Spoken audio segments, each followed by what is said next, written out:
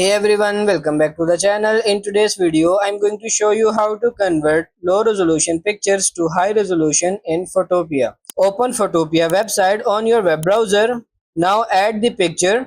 On the left and right side, there are different tools to edit.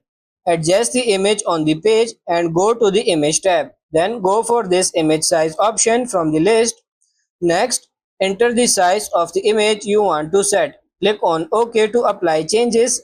Then click the filter tab and go to the blur option. Now in these options, select this Gaussian blur.